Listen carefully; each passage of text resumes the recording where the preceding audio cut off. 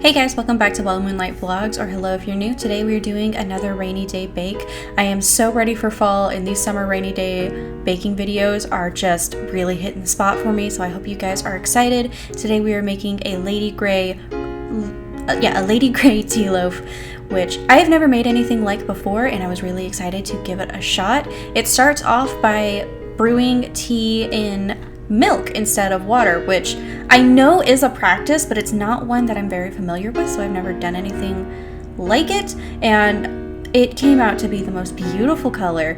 I did it with hot milk, but not boiling, and I let that brew for about 10 minutes while I started creaming the butter and sugar together.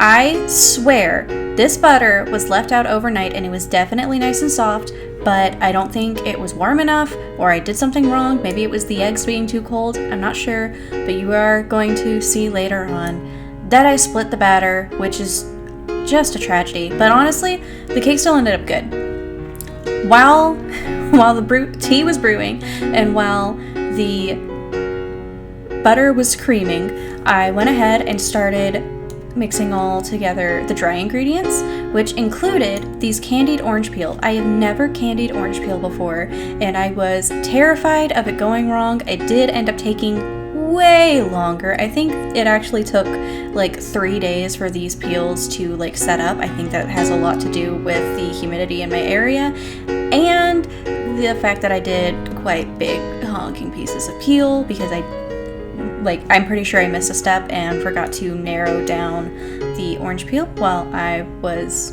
doing the whole candying process. Did not film that process because I was stressed out doing the whole thing. Once all of the candied orange peel was chopped and I left some slices to go on top as a decoration, I started mixing it in with the flour and the baking soda, and we're going to pretend that I also remembered to add in the other 2 bags of tea leaves, because I definitely forgot until about halfway through mixing everything together and combining all of the ingredients. But it's fine, we're ignoring that, and it got in there anyways, so yeah. At this point, I started adding in the eggs one at a time into the butter and sugar mixture, and then I started alternating between the dry mixture and the tea, letting everything fully incorporate, and then adding in the next batch, and that just took a few minutes.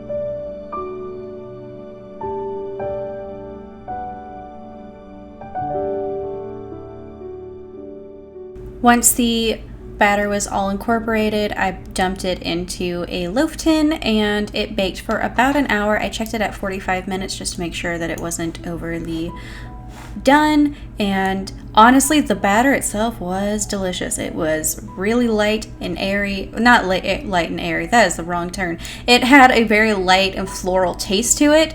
Because the batter split, it was a very dense cake, but it was still delicious. And as you can see from me pulling it out right now, it had no rise to it at all. It was a very dense cake.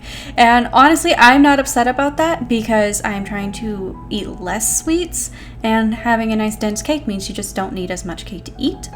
I know I mentioned in a previous video that making frosting stresses me out, and that is still true, but I am definitely finding more recipes that make it worth making frosting, because this frosting was absolutely delicious. I used the juice from the orange that I peeled to make the orange juice, and oh my goodness, oh, that was so good. And obviously I had to make a couple of cups of Lady Grey tea. This is not a tea that I reach for very often, which is why I wanted to use up some of the bags in this recipe. But I think my mind might be changed on that. Anyways, here is the end result. I hope you guys enjoyed watching. I hope you do give this a try because it was actually a really fun recipe to try out. Please make sure to hit subscribe. I hope you're having an awesome day, and I will see you guys on Friday with a vlog. Bye!